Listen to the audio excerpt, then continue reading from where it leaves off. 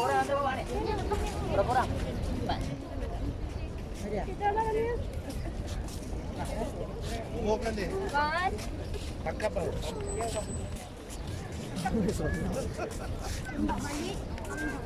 Warga.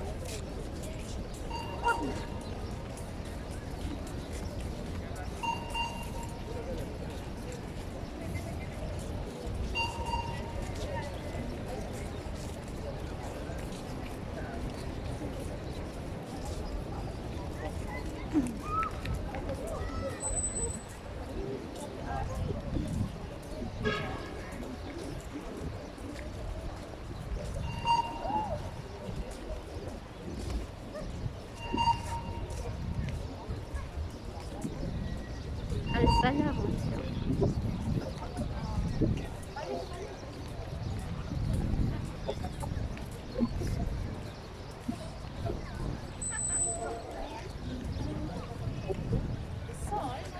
Apa Bani Sa'idah?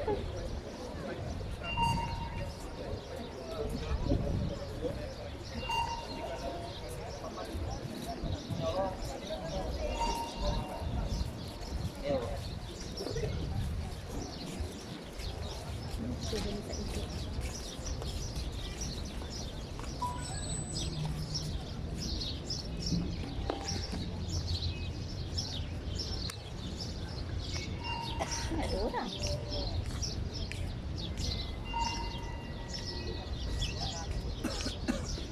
Okay, gambar kita main dekat sikit. Saya nak cerita. Sebab kali ni mikrofon dah tak ada lah. So suara saya terbatas sikit lah. Kalau yang kata lenguh-lenguh tu kok nak duduk-duduk boleh duduk. Kalau lah. InsyaAllah. Boleh kot noh?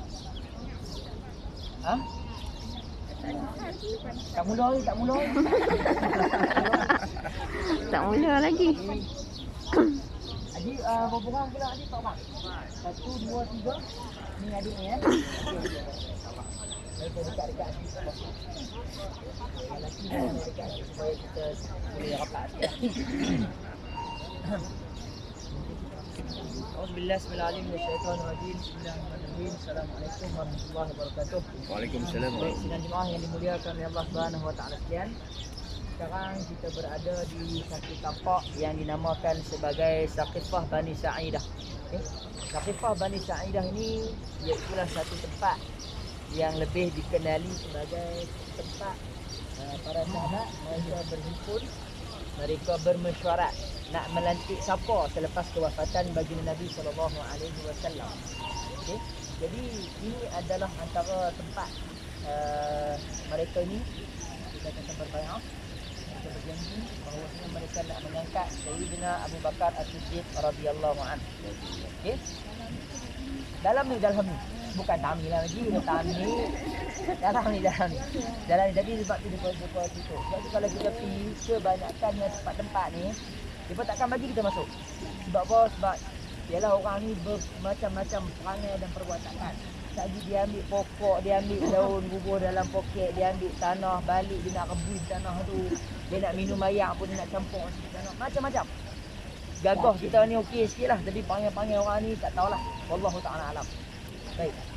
Sebab tu kalau kita pergi Masjid Ibn Abbas, makam dia pun dah ditutup dan ditinggikan. Jadi kita pergi tempat tempat perjanjian Hudaibiyah pun dah ditutup dan sebagainya. Sebab benda-benda yang buruk yang dilakukan oleh manusia itu sendiri.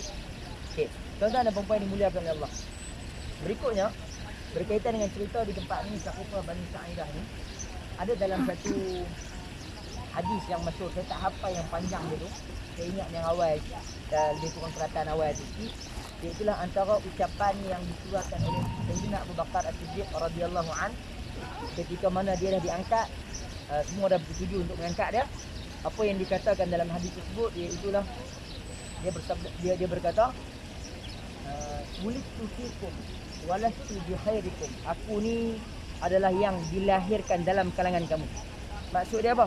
Abu Bakar ni adalah mai daripada kalangan sahabat-sahabat sendiri, mai daripada mereka-mereka yang mungkin bersama dengan sahabat Muhajirin.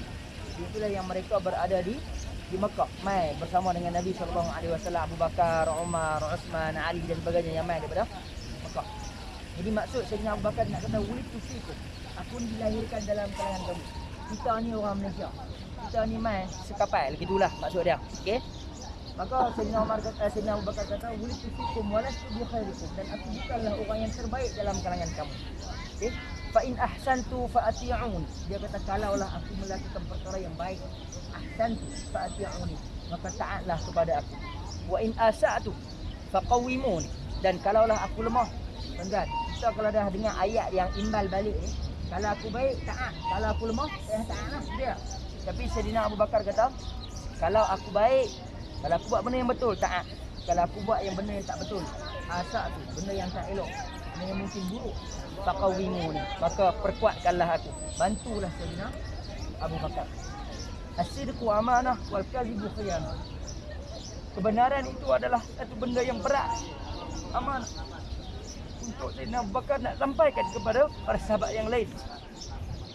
Wal kadhibu khiyanah, dan satu penipuan itu adalah satu pengkhianatan. Jadi ini yang dituntut oleh Sayyidina Abu Bakar.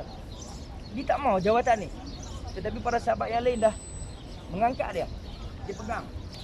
Maka dia kata siapa yang benar, yang membantu aku, yang menolong aku, ini adalah satu kebenaran, amanah yang Allah dah bagi.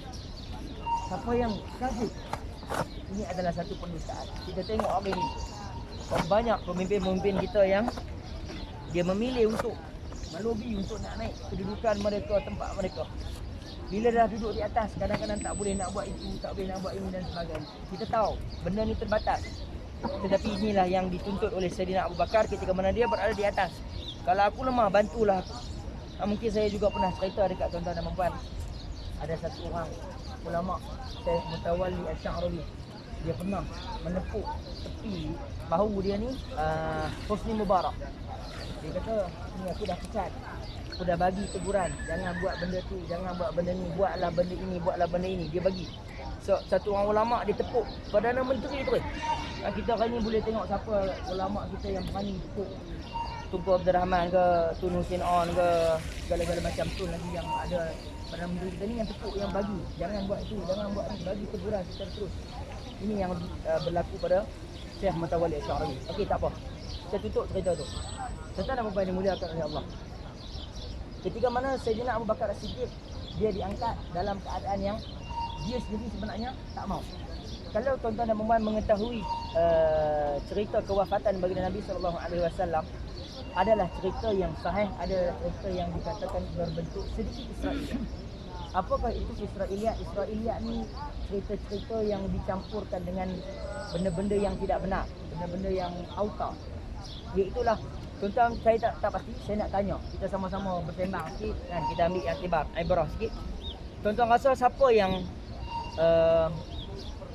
kalau dalam pertama kali Nabi meninggal di rumah siapa? Ha? Tuan-tuan ada pernah dengar riwayat Nabi meninggal di rumah Fatimah tak? Tak pernah dengar? Okey, kira betul tu. Abang kami pernah dengar? Ada riwayat cerita Nabi meninggal di rumah Fatimah. Kenapa Nabi meninggal di rumah Fatimah? Nak melebihkan Sayyidina Ali. Tuan-tuan dan puan, kita bukan nak merendahkan Sayyidina Ali, tetapi kita nak letakkan fakta itu di tempatnya. Maka Sayyidina Nabi Muhammad tak meninggal, tak wafat di rumah Sayyidina Ali, bukan di dalam pangkuan Fatimah, tetapi Nabi Muhammad di dalam pangkuan Aisyah radhiyallahu anha. Di situlah Nabi sallallahu alaihi wasallam meninggal, dan di situlah Nabi sallallahu alaihi wasallam ditempatkan. Yang raudhah yang berdampi itu adalah sebahagian daripada rumah kawasan Nabi, kawasan rumah Nabi, dan Nabi mati dalam tu, Nabi ditempatkan di situ. Tak berubah tempat dia. Menjadi sunnah kepada kita, di mana kita meninggal, di situlah kita ditempatkan. Okay? Paling kurang dalam mazhab Imam Syafi'i, makruh memindahkan jenazah. Paling kurang. Okay? Maksud dia apa? Bukanlah jenazah jadi teruk, perbuatan memindahkan. Contoh, kadang-kadang ada orang, dia orang TL, dia mai ke Perlis, dia bawa kereta, accident di Perlis, maka jenazah dia dipindahkan balik ke Kuala Lumpur. Perbuatan memindahkan jenazah itu, perbuatan itu makruh, bukanlah jenazah jadi makruh. Tidak, perbuatan memindahkan jenazah. Ini mazhab Imam Syafi'i sendiri. Maka Nabi SAW dia wafat di itu dan dia ditempatkan di situ. Dan dalam riwayat juga menceritakan, tuan-tuan pernah dengar siapa yang menjadi imam kepada solat jenazah Nabi? Ada pernah dengar tak? Tak pernah dengar. yang menjadi imam kepada solat jenazah Nabi adalah Sayyidina Ali radhiyallahu anhu. Tetapi itu juga adalah salah. Itu adalah rekaan daripada Syiah untuk nak mengangkat Sayyidina Ali. jenazah Nabi tidak disolatkan secara berjemaah. Jenazah Nabi disolatkan secara seorang-seorang. Kenapa jenazah Nabi disolatkan secara berseorangan? Kerana masing-masing sahabat ni dia tak mau untuk jadi angkat. Kalau P ni, kalau siapa P depan ni maksud dia bang? Oh, dia ni jadi imam. Kita lantik dia. Kan? Kalau kita lah kan, lambat sikit bos dia tu. Kita apa bang? Oh, aku ni kan second boss. Akulah naik. Kan? Tapi Nabi SAW mengajak para sahabat untuk bukan jadi manusia yang begitu, untuk nak mengangkat diri sendiri. Bahkan tidak ada langsung mereka yang berjemaah dalam menunaikan solat jenazah Nabi. Bukan mereka tak tahu Nabi yang pernah menjadi imam, tapi mereka untuk apa? Maslahat. Mereka bimbang kalau aku pergi jadi imam, nampak gaya akulah yang akan jadi pengganti khalifah kepada baginda Nabi SAW. Maka tidak ada sebarang solat jemaah ke atas jenazah Nabi SAW. Dan jenazah Nabi dan tuan-tuan dan puan disimpankan berapa hari? Berapa hari? Jenazah Nabi dibiarkan selama 3 hari. 3 hari. Kita kalau biar 3 hari, tak tahu bau ke mana lah. Kan? Tapi jenazah Nabi SAW dibiarkan 3 hari. Bahkan para sahabat kata, jenazah ini bukan hanya pada 3 hari, tapi lebih lagi daripada itu pun jenazah ini tidak akan membusuk, tidak akan ada bau busuk, buruk dan sebagainya. Kenapa? Mereka tahu Allah Subhanahu Wa Taala akan pelihara. Kenapa dibiarkan 3 hari? Antaranya benda ni lah. Tak tahu siapa yang nak menggantikan Nabi, nak dibincangkan, nak tunggu sahabat yang daripada Yaman, Muaz bin Jabal radhiyallahu anhu dan sebagainya, pakat-pakat nak balik, nak ziarah Nabi SAW. Jadi ini antara faktor kenapa jenazah Nabi diperlewatkan selama 3 hari. Bukanlah sengaja-sengaja nak lewatkan. Okay? Jadi tuan-tuan dan puan-puan dimuliakan, di sinilah tempat yang saya katakan tadi, permulaan khalifah ni untuk nak menggantikan pemerintahan Nabi SAW dimulakan dengan khalifah Sayyidina Abu Bakar As-Siddiq radhiyallahu anhu. Baik. Tuan-tuan dan puan ada apa-apa nak tanya soalan lagi ke? Apa ada nak bertanya apa? Nak bawa jalan ni jauh tak? Oh, jalan ni jauh tak? Boleh tahan lah juga. Sebab Kalau makcik duduk kawasan ni tak boleh? boleh nak duduk, tapi kalau makcik nak duduk kawasan ni, saya rasa jangan duduk kawasan ni. Baik-baik makcik pergi balik. Makcik balik ke hotel, sebab hotel kita dekat. Sebab saya rasa kalau makcik duduk ni, lagi makcik tak selesa, makcik nak bergerak. Hilang. Tak tahu pergi ke mana. Tak Saya tahu pergi bimbang mana. lagu tu. Jadi lebih baik kalau makcik nak ni, saya syorkan makcik balik ke hotel sebab situ lebih selamat. Saya lebih yakin. Saya takut kat sana lagi makcik bergerak pergi mana-mana, saya risau makcik. Tapi betul-betul kita jalan-jalan lagi.